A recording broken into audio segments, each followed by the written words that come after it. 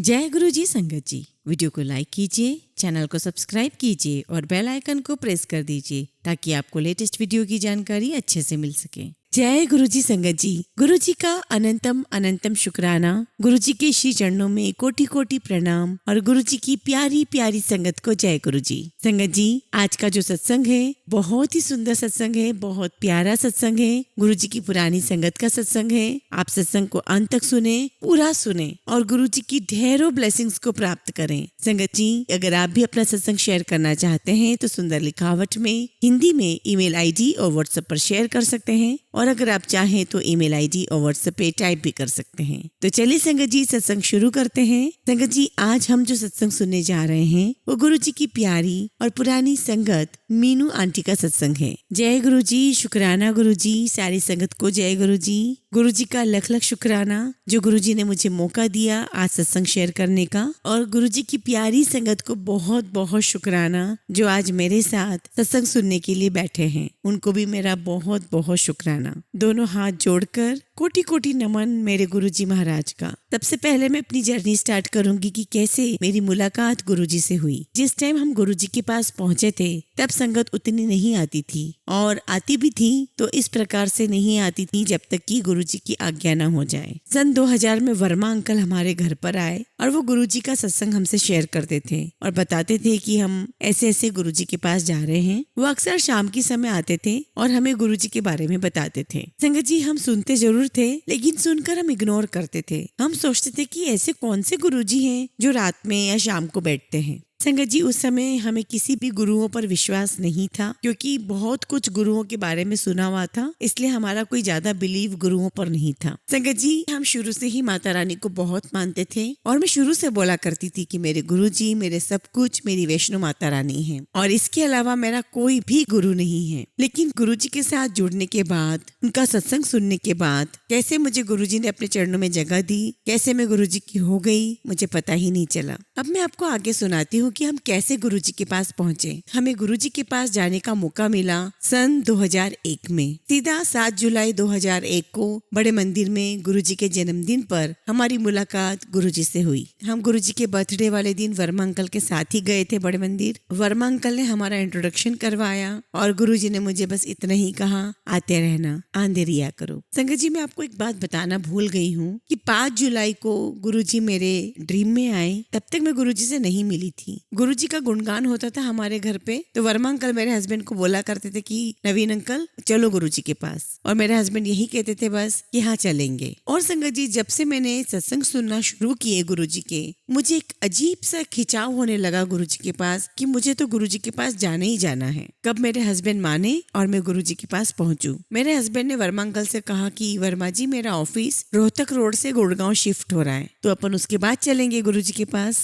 अब संगत जी, ऑफिस भी शिफ्ट हो गया। ऑफिस शिफ्ट हुए 5-6 महीने भी हो गए मगर हमारा जाना नहीं हुआ। 5 जुलाई 2001 को गुरुजी मेरे ड्रीम में आते हैं। संगत जी, मेरा बर्थ प्लेस अमृतसर का है, तो संगत जी गुरुजी मेरे सपने में मेरे पेरेंट्स के घर अमृतसर में आए और गुरुजी ने बहुत ही सुंदर चोला, पूरा प्लेन चोला, टोटली प्लेन पिच कलर का पहना हुआ था, और गुरुजी के हाथ में संगत जी व्हाइट पेपर और एक पेन था। मैंने गुरुजी को प्रणाम किया, उनके चरणों को छुआ, पर गुरुजी बोले नहीं। और मैं कह रही हूँ गुरुजी से कि गुरुजी, अच्छा हुआ आप आ गए, मेरा बड़ा मन था आपसे मिलने का। गुरुजी ने कुछ नहीं बोला, बस उन्होंने पेपर के ऊपर लिखना शुरू कर दिया। संगत जी, मैंने सुबह अपने हस्बैंड को अपना ड्रीम सुनाया, तो मैंने कहा कि नवीन, ऐसे ऐसे गुरुजी सपने में आए हैं, तो समझो ये गुरुजी का बुलावा है और अब हम गुरुजी के पास जरूर जाएंगे। और संगत जी, फिर हम सीधा गुरुजी के बर्थडे वाले दिन 7 जुलाई को हम गुरुजी के बड़े मंदिर पहुंचे। जब हम गुरुजी के पास पहुंचे तब बहुत कम संगत हुआ करती थी और मंदिर के अंदर ही सारे प्रोग्राम हुआ करते थे।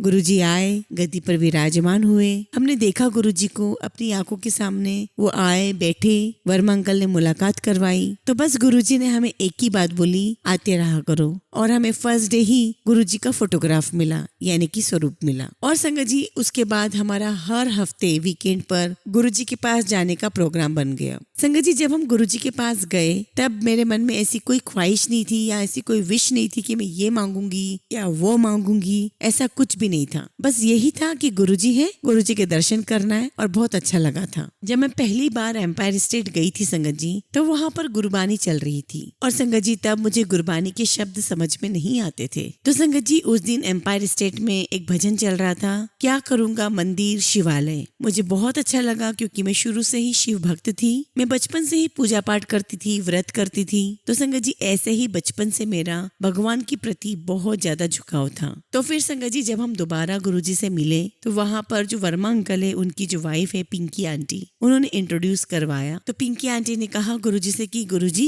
ये मीनू आंटी है। संगत जी हम लोग गुरुजी के पास मई के महीने में गए थे और उस समय किसी कारणवश गुरुजी ने लंगर प्रसाद बंद किया हुआ था, केवल वो प्रसाद दिया करते थे और संगत उस प्रसाद को लेकर के अपने घर पर चले जाया करते थे। एक दिन संगत जी गुरुजी ने हमें मौका दिया अपने साथ लंगर करने का। उस समय हमारा करवा चौथ का व्रत था। हम गुरुजी के पास गए तो गुरुजी ने हमें वहाँ रोक लिया और पूछा कि तो आए हो। तो मैंने कहा कि गुरुजी हम मयूर विहार से आए हैं। गुरुजी मेरे हस्बैंड से बात करने लगे कि करते हो, क्या नाम है। इन्होंने अपना नाम बताया। फिर गुरुजी ने मुझसे बात की, मुझसे पूछा गुरुजी ने कि तुम्हारा नाम क्या है। मैंने बताया कि गुरुजी मेरा नाम मीनू शर्मा है। और संगत जी हम जितनी बार भी जाते गुरुजी के पास उतनी बार गुरुजी हमसे यही सवाल करते किथों आए हो, और हम यही बोला करते थे गुरुजी हम मयूर विहार से आए हैं। संगत जी जितनी बार भी मैं गुरुजी के पास गई वो हमेशा एक ही सत्संग सुनाते थे। सत्संग में ये रहता था कि वो आंटी जो भी थी वो गुरुजी के पास गई, गुरुजी ने उन्हें बेबी ब्लेस किया और वहाँ पर एक आंटी ने ऐसा सत्संग शेयर किया कि उनकी बेटी को उनके इन-लॉज ने उनके घर ही भेज दिया कि बच्चे नहीं हो रहे तो जाओ, और गुरुजी की कृपा से उसे बच्चे हुए।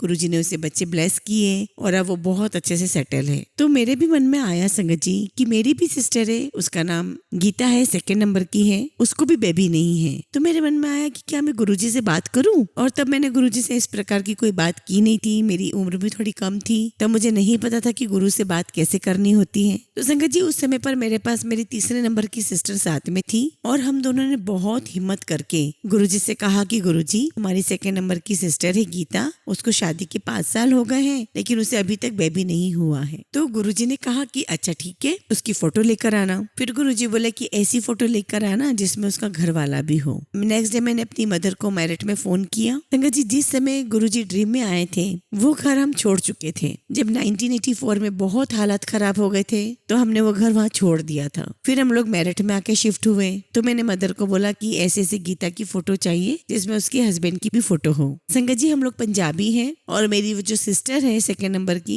वो गुजराती फैमिली में शादी हुई है उसकी। और जब मेरी मदर ने फोटो भेजी मैं फोटो गुरुजी के पास लेकर गई अगले दिन। तो मैंने गुरुजी को फोटो दिखाई, गुरुजी ने फोटो देखा पर बोला कुछ नहीं और सिर्फ इतना कहा कल फिर आई। और संगत जी मैं नेक्स्ट डे फिर गई, फिर मैंने फोटो दिखाई तो मैंने गुरुजी को फोटो दिखाई। और संगत जी तब 4 दिन ही संगत होती थी, थर्सडे टू संडे। और मैंने जब गुरुजी को फोटो दिखाया तो गुरुजी ने फोटो देखा और कहा कि तू इतवार नु आई। तो अगले दिन संडे था, मैं दोबारा गई गुरुजी के पास, फोटो दिखाया तो गुरुजी कहते हैं कि अपनी बहन को बोल कि सोमवार की व्रत करे। और साथ में गुरुजी ने ये भी कहा कि अपनी सिस्टर को बोलना कि कोई भी एक फल एक फ्रूट छोड़ दे। तो मैंने अपनी सिस्टर को जो कनाडा में थी उसे मैसेज दे दिया कि ऐसे से तुझे करना है। तो उसने कहा ठीक है दीदी, और उसने वो व्रत स्टार्ट कर दिए। और एक दिन उसका फोन आता है मेरे पास कि दीदी मैं ऑफिस जाती हूँ, मुझसे व्रत जो है वो किए नहीं जा रहे हैं। तो मुझसे कहने लगी कि दीदी मुझसे मीठा खा करके व्रत नहीं हो रहे हैं, मुझे कुछ नमक खाना है, तो तू गुरुजी से परमिशन लेना कि मैं नमक वाला कुछ खा सकती हूँ। तो संगत जी देखो हम ऐसी छोटी छोटी बातें भी गुरुजी से पूछा करते थे।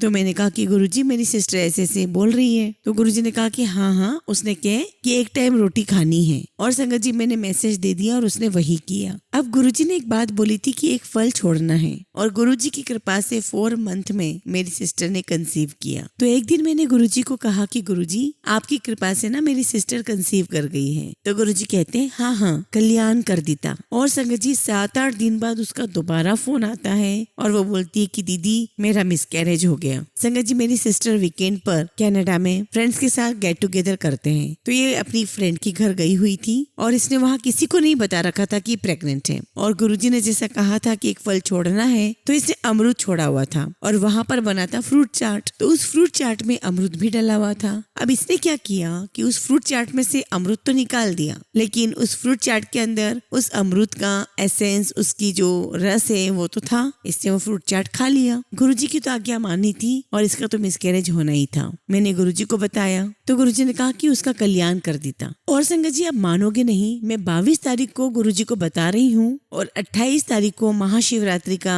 प्रोग्राम था और संगत जी 6 दिन के अंदर कनाडा से इंडिया आना ये सिर्फ गुरुजी ही कर सकते थे, क्योंकि ये लोग अभी नए नए ही शिफ्ट हुए थे वहाँ। तो संगत जी जब मैं गुरुजी के पास थी और वहाँ पर मैं प्रसाद खाने के लिए हम लोग बाहर गए और वहीं बाहर खाते खाते मैंने उससे बोला, तो मैंने कहा कि गुरुजी ने तुझे बुलाया है। तो कहती है कि दीदी मैं आ रही हूँ इंडिया, मैं 24 को आ रही हूँ। फिर कहती है कि अगर मुझे 24 को टिकट ना मिली तो मैं 28 को पहुंचूंगी। अब मेरी सिस्टर का आने का प्रोग्राम हो गया और उसे इंडिया में सबसे पहले सूरत उतरना था अपने इन-लॉज के पास। तो पापा ने डिसाइड किया कि मैं चला जाता हूँ उसको लेने के लिए और पापा सूरत चले गए कि मैं उसे ले आता हूँ कि थोड़े दिन वो हमारे साथ रह लेगी। और गीता के इन-लॉज ने उसे भेज भी दिया। और संगत जी 22 को हमारी गुरुजी से बात हुई और 27 को हम तीनों बहनें गुरुजी के श्री चरणों में बैठे हुए थे। और संगत जी उस दिन गुरुजी ने प्रसाद बांटा भी नहीं और बात भी नहीं की। तो सिस्टर मेरी रोने लगी, कहने लगी कि दीदी मेरी किस्मत इतनी खराब है, मैं इतनी दूर से आई हूँ, गुरुजी ने मुझसे बात भी नहीं करी। और संगत जी नेक्स्ट डे महाशिवरात्रि का बहुत बड़ा फंक्शन था। अब संगत जी अगले दिन जब महाशिवरात्रि का फंक्शन था तो मुझे नहीं पता था कि बात नहीं करनी है। मैंने गुरुजी से बोला कि गुरुजी आपने मेरी सिस्टर को बुलाया था और ऐसा ऐसा उसके साथ हो गया है, अब क्या करना है। तो गुरुजी ने मुझे डांट करके बोला दफा हो जाओ। इतना पता नहीं होता था कि गुरुजी के ब्लेसिंग्स का क्या सिस्टम होता है। अब संगत जी गुरुजी ने डांटा तो मूड तो खराब होना ही था, पर मुझे ब्लेस तो कर दिया था। संगत जी जब हम जाते हैं ना गुरुजी के पास और मत्था टेकते हैं तो गुरुजी सबको ब्लेस कर देते हैं, वो बोलते नहीं हैं और ब्लेसिंग्स उनकी कंटिन्यू चलती जाती है। हमें नहीं पता था इस बात का। मैंने गुरुजी से माफी मांगी और फिर हम आगे अपने घर के लिए निकल गए। अब उसके 7-8 दिन बाद गुरुजी मेरे ड्रीम में आए और कहा कि अपनी इस बहन को वापस भेज दे कनाडा, उसके ग्रह बहुत खराब है। संगत जी गुरुजी ने कहा था ना उसे एक फल छड़ दे और व्रत करे। और संगत जी साथ में गुरुजी ने एक बात और बोली थी। गुरुजी ने कहा कि उसे कहे कि फल छड़ना घर वाले नु नहीं छड़ना, यानी कि फल छोड़ना लेकिन घर वाले को मत छोड़ना। संगत जी आप मानोगे नहीं, उस वक्त इतनी प्रॉब्लम में थी, वो इतनी परेशानी में चल रही थी, उसकी नौबत डाइवोर्स तक आ गई थी। पर गुरुजी ने अपने पास बुला करके उसका डिवोर्स रोका और उसके आगे की न्यू लाइफ ब्लेस की, उसे बेबी भी ब्लेस किया और 20 दिन के अंदर अंदर वो वापस कनाडा चली गई। और जब वो वापस जाने लगी तो गुरुजी से आज्ञा लेने के लिए वो मेरी मदर के साथ में आई। जैसे उसने माथा टेका तो गुरुजी ने कहा कि हाँ जा आज लैंड कर देता आंटी, जा कल्याण कर देता। और संगत जी इस बात को 3-4 साल हो चुके थे और उससे बेबी भी नहीं हुआ था। संगत जी जो बैसाखी का फंक्शन होता था बड़ा होता था तो उसकी एक दिन पहले हम लोग सेवा करने आते थे। रात में अचानक गुरुजी वहाँ बड़े मंदिर आए और गुरुजी अपने रूम में गए। और संगत जी जब गुरुजी रूम में चले गए तो अंदर रूम में से गुरुजी का मेरे लिए बुलावा आता है। डॉक्टर अमिता आंटी है, वो आई और कहने लगी कि डोगरा आंटी कौन है। डोगरा आंटी संगत जी मेरे पेरेंट्स का सरनेम था डोगरा, तो गुरुजी मुझे डोगरा आंटी ही बुलाते थे। तो बुलाया मुझे रूम में अंदर, मुझे ब्लेस किया, मेरे देवर को ब्लेस किया। और संगत जी सडनली गुरुजी मुझे बोले कि तेरी बहन के घर बच्चा हो गया। मैंने कहा गुरुजी नहीं हुआ। तो गुरुजी कहते हैं कि उसकी फोटो ले आया कर और अपने पर्स विच रख ले। तो संगत जी उसके बाद से मैं अपने पास मेरी बहन का फोटो रखने लगी। जब भी गुरुजी बुलाते मेरे पास मेरी बहन का फोटो रहता। संगत जी मेरी सिस्टर की फोटो 24 घंटे मेरे साथ मेरे पर्स में रहती थी, यह सोच करके कि पता नहीं कब गुरुजी का बुलावा आ जाए। और फिर गुरुजी की कृपा से उनकी मेहर हुई और गुरुजी ने अपनी मेहर से उसको आशीर्वाद दिया, उसे बेटा हुआ। और संगत जी जब गुरुजी ने उसे बेटा ब्लेस किया तो ये बेटा उसे मंडे के दिन हुआ। और संगत जी इसी बीच मेरा वैष्णो देवी जाने का प्रोग्राम बन गया। मैं गुरुजी के पास गई, मैंने कहा कि गुरुजी ऐसा ऐसा मेरा भाई वैष्णो देवी जा रहा है, मैं जाऊं। तो मैंने अपने भाई को ये भी कहा था कि नहीं अब तो मैं गुरुजी के पास जाने लगी हूँ, मैं वैष्णो देवी नहीं जाऊंगी। तो मेरे भाई ने कहा कि नहीं मैं तुझे ऐसा नहीं बोल रहा हूँ कि तू गुरुजी को मत मान, तो गुरुजी को मान, तू दर्शन करने के हिसाब से ना सही हिल स्टेशन के हिसाब से चल, बच्चों का भी मूड फ्रेश हो जाएगा। जिया जी की टूरिंग जॉब है तो उन्हें टाइम मिलता नहीं है। और संगत जी मेरे ब्रदर उनकी फैमिली का टिकट ऑलरेडी हो चुका था और दोबारा मेरे लिए टिकट समर वेकेशन में होना बहुत मुश्किल था, पर मुझे टिकट मिल गई और उसका वेटिंग 2 था और 3 दिन के बाद मुझे वैष्णो देवी जाने का था। मुझे चांस मिला तो मैंने सोचा मैं गुरुजी से आज्ञा लेकर जाऊंगी। तो संगत जी जैसे ही मैं गुरुजी के पास आज्ञा लेने के लिए गई, मैंने कहा कि गुरुजी आपकी कृपा से मेरी सिस्टर को बेटा हुआ है। और जैसे मैं ये बात बताने वाली थी उसके पहले ही गुरुजी ने बोल दिया, देखिया तेरी बहन को मैंने बेटा दे दिया है 11 साल के बाद, और उसकी ट्यूब भी ब्लॉक्स थी। मैंने कहा हाँ जी गुरुजी, शुक्राना गुरुजी। तो गुरुजी मुझे कहते हैं चल फिर अपना सत्संग सुनाई सुनू। तो जो फोटोग्राफर थे रघुराय अंकल जी, उनकी मिसेज गुरुजी के पास ही बैठी हुई थी। तो गुरुजी कहते इसनु सत्संग सुना अपना। तो मैंने सत्संग सुनाया कि ऐसे ऐसे गुरुजी ने मेरी सिस्टर को बेटा ब्लेस किया है। और संगत जी जब मेरा सत्संग पूरा हुआ तो मैं भूल चुकी थी कि मैं तो गुरुजी के पास आज्ञा लेने आई हूँ वैष्णो देवी जाने की। तो मैं गई दोबारा गुरुजी के पास और मैंने गुरुजी को देखा और बोला कि गुरुजी मैं वैष्णो देवी जाऊं। तो गुरुजी उस समय जल प्रसाद पी रहे थे और बड़ी स्माइल के साथ मुझे हाथ के इशारे से किया, नहीं, मना किया। तो मैंने कहा ठीक है गुरुजी मैं नहीं जाऊंगी। और संगत जी उसके बाद जो मुझे गुरुजी से डांट पड़ी मैं आपको बता नहीं सकती। गुरुजी कहते हैं मुंडे मेर तो लेन दी है और जान दी है वैष्णो देवी, पुट्ठे काम कर दिए। अब संगत जी गुरुजी ने मुझे क्यों मना किया था जाने के लिए वो तो गुरुजी ही जानते हैं। संगत जी उसी ही टाइम गुरुजी ने मुझे बड़े मंदिर में पुरानी संगत के साथ, जोशी आंटी, सैनी आंटी और इन सब आंटियों के साथ, पुरानी संगत जो होती है उन सब के साथ गुरुजी ने मुझे लंगर की सेवा प्रदान की। और संगत जी गुरुजी ने 6-7 महीने के लिए मेरा नाम ही वैष्णो देवी रख दिया। और संगत जी जब भी मैं मंदिर जाती गुरुजी हमेशा मुझे कहते कि चलो वैष्णो देवी चलो, ज्यादा देर नहीं रुक दे। और संगत जी मुझे बहुत दुख होता था, मुझे बहुत फील होता था ना जब गुरुजी से मुझे डांट पड़ती थी। ऐसा लगता था जैसे मेरी दुनिया ही खत्म हो गई हो। और मुझे फील होता रहता था कि मैंने क्या कर दिया, मैंने गुरुजी महाराज को नाराज कर दिया। और फिर मैंने एक दो संगत से बोला कि मेरे साथ ऐसे ऐसे हुआ। तो संगत कहती कि नहीं कोई बात नहीं, गुरुजी सब कुछ माफ कर देंगे, चिंता मत करो। और संगत जी गुरुजी की अपनी लीलाएं चल रही थी। वहां पर मंदिर में कुछ संगत आंटी गुरुजी के पास गई और कहा कि गुरुजी हमें लंगर बनाने में एक आंटी की जरूरत है जो चुस्त हो, काम में यंग हो। और उस समय पे संगत बढ़ रही थी तो गुरुजी ने कहा कि रख लो। तो वो 4-5 आंटी ही हुआ करती थी लंगर में और चारों दिन लंगर वही आंटी बनाया करती थी। तो गुरुजी बोलते किसनु रखना है? तो आंटियों ने कहा कि गुरुजी वो मीनू आंटी, शर्मा आंटी नु रख लिए। तो गुरुजी ने कहा कि रख लो। तो ऐसे गुरुजी ने मुझे आज्ञा दे दी लंगर के लिए। और संगत जी मुझे लंगर सेवा हफ्ते में एक ही दिन के लिए मिली थी, सैटरडे के लिए। और संगत जी लंगर बनाने से पहले जो आंटियां थी जिनकी सेवा लगी हुई थी वो छोटे मंदिर जाया करती थी और गुरुजी से आज्ञा लेकर के ही फिर लंगर बनता था। तो तब संगत जी गुरुजी ने उन आंटियों को बोला, मुझे नहीं बोला था, उन आंटियों को बोला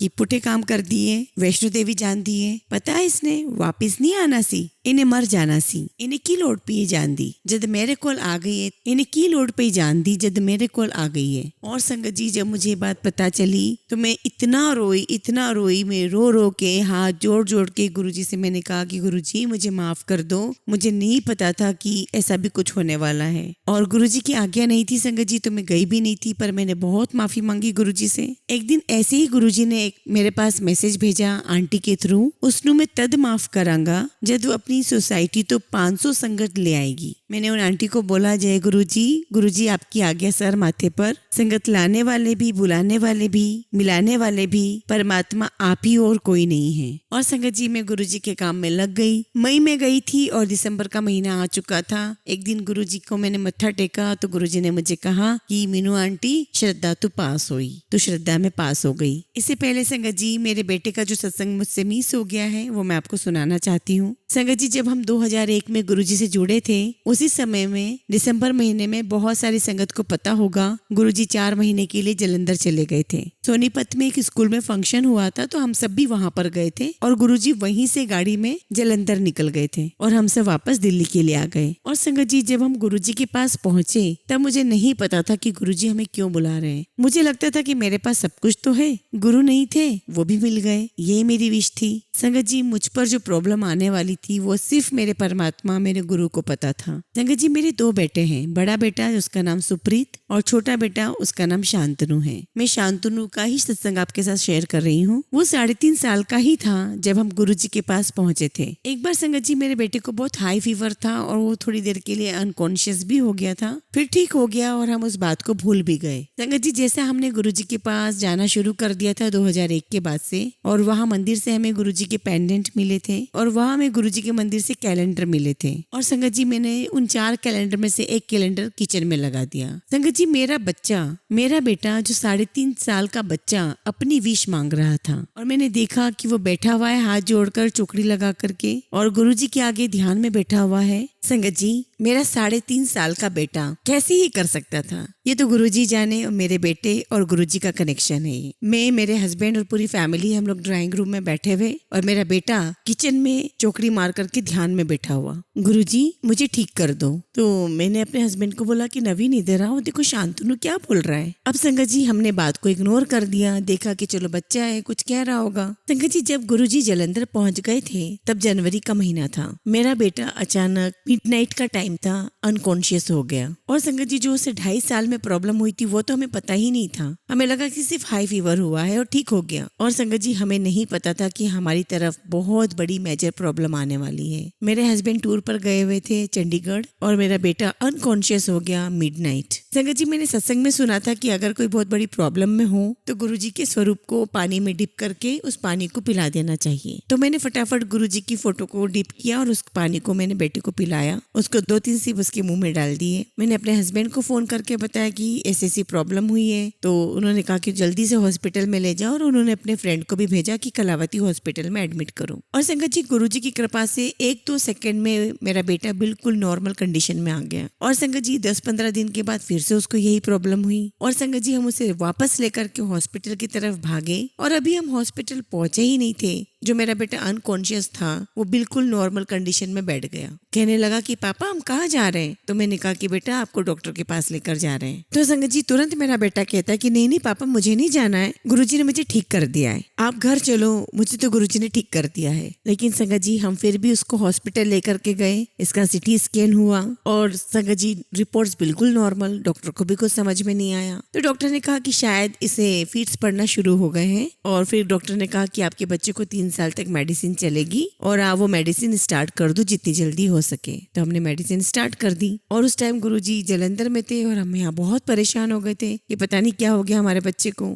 और संगत जी मेरे हस्बैंड को इस डिसीज के बारे में पता था कि इसमें क्या क्या होता है। बच्चे की भूख खत्म हो जाती है, बच्चा सही ढंग से बोल भी नहीं पाता और जब ये प्रॉब्लम आती है तो कहीं पर भी वो गिर जाता है और बहुत मुश्किल होता है मैनेज करना। अब संगत जी हम बहुत बहुत ज्यादा डिप्रेस हो गए, हम डिप्रेशन में आ गए। और संगत जी मैं बहुत डिप्रेशन में आ गई थी, मैं दिन रात रोया करती थी। मैं हस्बैंड को बोलती थी कि जलंधर चलो जलंधर चलो, मेरे बेटे को गुरुजी ठीक करेंगे। और फिर मेरे हस्बैंड ने मेरी बात मानी और मेरे हस्बैंड और हम लोग वर्मा अंकल की फैमिली के साथ हमारा प्रोग्राम बना, हम जलंधर के लिए निकल गए। हम जैसे तैसे गुरुजी के पास रोते रोते पहुंचे, गुरुजी को मत्था टेका और पता चला कि गुरुजी कहीं जा रहे हैं, इसलिए गुरुजी बैठेंगे नहीं लंबा। तो मन में सोचा कि कोई बात नहीं, गुरुजी के दर्शन हो गए हैं। और संगत जी आप मानोगे नहीं, हम जो प्रॉब्लम गुरुजी के पास लेकर के गए थे गुरुजी ने हमें पूरा टाइम दिया। अब संगत जी गुरुजी कहीं जा रहे थे फंक्शन में और संगत को कह रहे थे कि चलो सभी चलो। जो जलंधर वाला मंदिर है संगत जी उसका एक छोटा गेट भी है सेंटर में, गुरुजी वहाँ खड़े थे और संगत को कह रहे थे चलो चलो। और संगत जी जब हमारी टर्न आई तो ना हमारे आगे संगत ना हमारे पीछे संगत, बस मैं, मेरा बेटा, मेरे हस्बैंड और सामने गुरुजी आमने सामने। तो गुरुजी ने बड़े प्यार से पूछा किथों आए हो? तो मैंने कहा गुरुजी दिल्ली तो मैंने रोते रोते गुरुजी को बोला कि गुरुजी मेरे बेटे को दौरा पड़ता है। तो बस गुरुजी का आगे यही आंसर था, चलो ठीक है चलो चलो पीछे पीछे आ जाओ। और गुरुजी फिर हम सबको फंक्शन में ले गए। जलंधर में एक मदन अंकल है, उनके घर का गृह प्रवेश था, उस फंक्शन में हमें ले गए। गुरुजी के साथ हमें जाने का मौका मिला और जैसे हम वहाँ पहुंचे तो वहाँ पर हंसराज का प्रोग्राम हो रहा था। उसने गुरुजी के सामने 4-5 शब्द गाए, फिर जैसा गुरुजी का सिस्टम था ब्लेस करने का वो किया, प्रसाद बीच में बांटा, बड़ी सी परात आती थी, उसमें बहुत सारा हलवा प्रसाद होता था। और संगत जी 30-40 संगत होगी उस समय। गुरुजी एक एक को हाथ से प्रसाद दे रहे थे और सबसे बात कर रहे थे, तेरी माँ का की हाल है। और संगत जी जितनी भी संगत थी ना सबको गुरुजी प्रसाद देते जा रहे थे और कुछ ना कुछ पूछते जा रहे थे, सबको ब्लेस करते जा रहे थे। मेरे हस्बैंड और मैं खड़े हुए थे तो मेरे हस्बैंड बोलते हैं कि बेटे की बात बोलना गुरुजी को, गुरुजी ने नहीं सुना होगा। अब मैंने इनके कहने पे गुरुजी से वही बात कर दी। अब संगत जी मुझे बहुत जोर से गुरुजी से डांट पड़ गई और गुरुजी ने पूरा मौका दिया कि हम वो बात ना करे, जब मैं ब्लेस कर चुका हूँ तो बात ना करे। तो गुरुजी ने मुझे कहा कि अगर तूने दोबारा पूछा ना तो मैं तेरी छुट्टी कर दूंगा। और संगत जी बड़े प्यार से बोला, उनकी डांट में भी बहुत प्यार था। और संगत जी सब लोग गुरुजी से आज्ञा लेने लगे। और हम भी गुरुजी के पास गए, मत्था टेका, आज्ञा ली। तो गुरुजी ने कहा कि आज की पिक्चर खत्म, कल फिर आना। अब संगत जी हम लोग नेक्स्ट डे फिर गुरुजी के पास गए। संगत जी हम लोग जिस जगह पर रात में स्टे किया था, हम रात को 2-2:30 बजे पहुंचे थे। और संगत जी जिस रूम में मैं सोई थी, वहीं उसी रूम में 8 बजे संगत जी गुरुजी मेरे ड्रीम में आए। एक छोटे से रूम में गुरुजी बैठे हुए हैं और उस रूम में गुरुजी का आसन नीचे फ्लोर पे लगा हुआ है, गुरुजी वहाँ बैठे हुए हैं। उस कमरे में एक दीवान सा लकड़ी का बना हुआ है और मैं उसके ऊपर बैठी हुई हूँ और गुरुजी के हाथ में एक नोटबुक है और उस नोटबुक में संगत जी नाम लिखे हुए हैं। और संगत जी उस कॉपी में, उस बुक में मुझे नाम दिखाई दे रहे हैं। फर्स्ट नंबर पे मेरा नाम लिखा हुआ था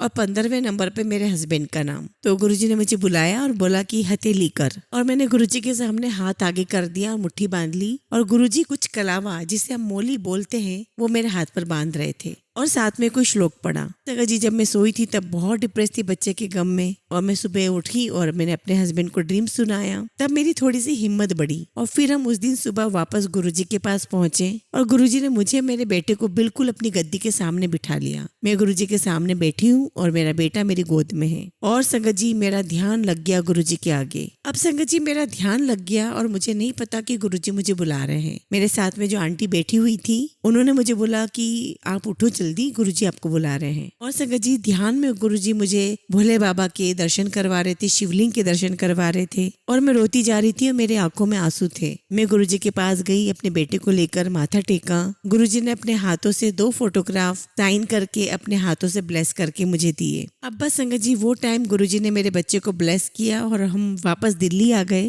और 4 महीने के बाद जलंधर से गुरुजी वापस आए और सीधे हम गुरुजी से बैसाखी पर दिल्ली में मिले। और संगत जी उन दिनों ना गुरुजी के चरणों में माला चढ़ती थी और गुरुजी को जो मालाएं चढ़ती जा रही थी, उनका एक तरफ साइड में ढेर बनता जा रहा था 2-3 फीट का। उस वक्त उनके पास एक पुरानी सिंगर आई थी, सुखी बरार आंटी, और संगत जी गुरुजी उनसे लगातार उनके गाने सुनते जा रहे थे और उन्होंने 3-4 घंटे लगातार गाने सुनाए। और संगत जी मेरी मदर इन लॉ वगैरह हम लोग सब गए हुए थे, मेरी सिस्टर भी थी। रात के 2-2:30 बज गए थे और 2:30-3 बज गए थे तो हमें नींद आना शुरू हो गई। तो हमने गुरुजी से आज्ञा लेने की सोची और हम आज्ञा लेने के लिए गए तो गुरुजी ने हम सबको माला दी और संगत जी मैंने अभी भी वो माला संभाल के रखी हुई है। और संगत जी मैंने अपने हस्बैंड की माला और मेरी माला को क्रॉस करके एक कपड़े में बांध के रखा हुआ है ताकि हमारा प्यार ऐसे बना रहे, कभी झगड़ा ना हो। तो उससे पहले मैंने सिंगला आंटी से पूछा कि सिंगला आंटी इस माला का क्या करते हैं? तो आंटी कहती कि रख लो इसको। तो मैंने कहा कि आंटी खराब तो नहीं हो जाएगी? तो बोले कि नहीं नहीं रख लो इसको। और संगत जी आप बिलीव नहीं करोगे, आज भी वो माला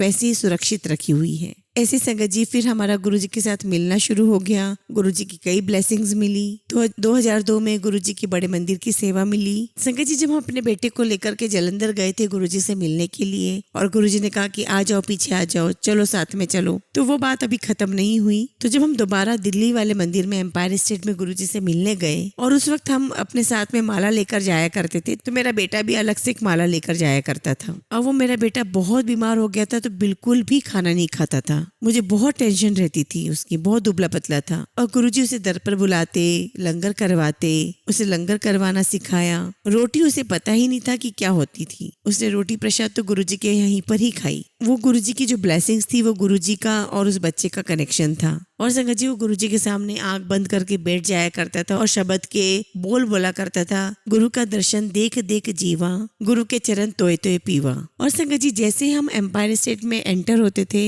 हमारा बच्चा हमारे हाथ से बिल्कुल अलग हो जाया करता था और तुरंत दौड़कर गुरुजी के पास दंडवत प्रणाम करता और गुरुजी के चरणों में माला रखता था और संगत के साथ ही बैठता था, संगत के साथ ही लंगर करता था, जैसे हमारे साथ कोई रिलेशन ही ना हो। और संगत जी जैसे ही उसने एक दिन दंडवत प्रणाम कर माला गुरुजी के चरणों में रखी, वो माला के ऊपर ही सो गया, वो उठा ही नहीं। और संगत जी हम पीछे ही खड़े हैं, परंतु गुरुजी ने हमें नहीं बोला कि उठाओ इस बच्चे को। तो गुरुजी ने एक सेवादार को बुलाया और कहा कि बच्चे को उठा करके ले जाओ। तो वहाँ एक आंटी बैठी हुई थी, तो बोलती कि गुरुजी इसको शायद आपके पास बहुत अच्छा लगता है, तो वो ऐसे सो गया होगा। तो गुरुजी ने उनकी बात का कोई जवाब नहीं दिया। सेवादार अंकल आए, मेरे बच्चे को उठाया और अपने साथ ले गए। उसके बाद गुरुजी ने एक दुपट्टा पकड़ा और उस दुपट्टे को अपने सिर पे कस के बांध लिया। और उस दिन गुरुजी ने ब्लैक चोला पहना हुआ था। और फिर संगत जी हमने देखा कि गुरुजी कैसे हमारे कष्ट अपने ऊपर ले रहे थे। और संगत जी गुरुजी वाकई में तड़प रहे थे, इतना दर्द हो रहा था गुरुजी को। और मैंने देखा कि ओहो, ये तो गुरुजी ने मेरे बेटे की सारी तकलीफ अपने ऊपर ली है, उसे ब्लेसिंग्स दी है। और संगत जी वो दिन है और आज का दिन है, हमने अपने परमात्मा को कभी नहीं बोला कि ये कर दो वो कर दो। और संगत जी मेरा प्यार गुरुजी के प्रति इतना बढ़ गया था कि मुझे हर जगह सिर्फ गुरुजी ही गुरुजी दिखते थे। संगत जी जो कृपा गुरुजी ने मुझ पर की है, आज मैं जो हंस रही हूँ, आपके साथ सत्संग शेयर कर रही हूँ, ये सब कुछ गुरुजी की मेहर से है। वरना तो मैं बहुत पहले ही ऊपर पहुंच चुकी होती जब मैं वैष्णो देवी यात्रा की जिद कर रही थी। संगत जी जब मेरा बेटा बीमार था तो उसी दौरान मुझे शुगर, थायराइड, बहुत सारी प्रॉब्लम शुरू हो गई थी। मैं एक दिन गुरुजी के पास आई, मैंने कहा कि गुरुजी मुझे थायराइड और शुगर हो गई है, मेरी मेडिसिन ब्लेस कर दो आप। मैं नहीं चाहती थी संगत जी कि गुरुजी मुझे वैसे ही ब्लेस करे, और मैं नहीं चाहती थी कि गुरुजी मेरा कष्ट अपने ऊपर ले ले। मैं चाहती थी कि मेरे गुरुजी को कुछ ना हो, गुरुजी बिल्कुल ठीक रहे। मैं इतना प्यार करने लगी थी गुरुजी से कि मैं नहीं चाहती थी कि गुरुजी को और तकलीफ में दूं। जो बेटे वाली ब्लेसिंग्स थी वो तो जाने अनजाने हमने गुरुजी को तकलीफ दे दी, पर अब जब मैं जान गई थी वो काम मैं अब दोबारा नहीं करना चाहती थी। और ये जो मेरे परमात्मा है गुरुजी, हमारे कर्म तो हमें खुद ही भोगना है, बस आप अपनी ब्लेसिंग्स देना। आपकी कृपा के बिना हम ये कर्म काट नहीं सकते, बस आपकी ब्लेसिंग्स चाहिए कि हम अपने कर्मों को काट जाएं। तो संगत जी गुरुजी की मेरे ऊपर, मेरे परिवार पर असीम असीम कृपा है। इनको तो शब्दों में भी बयान करना मेरे लिए बहुत मुश्किल है। मैं अभी इस सत्संग को यहीं विराम देती हूँ। गुरुजी की आज्ञा हुई तो आगे जरूर और सत्संग में सुनाऊंगी। जय गुरुजी, शुक्राना गुरुजी।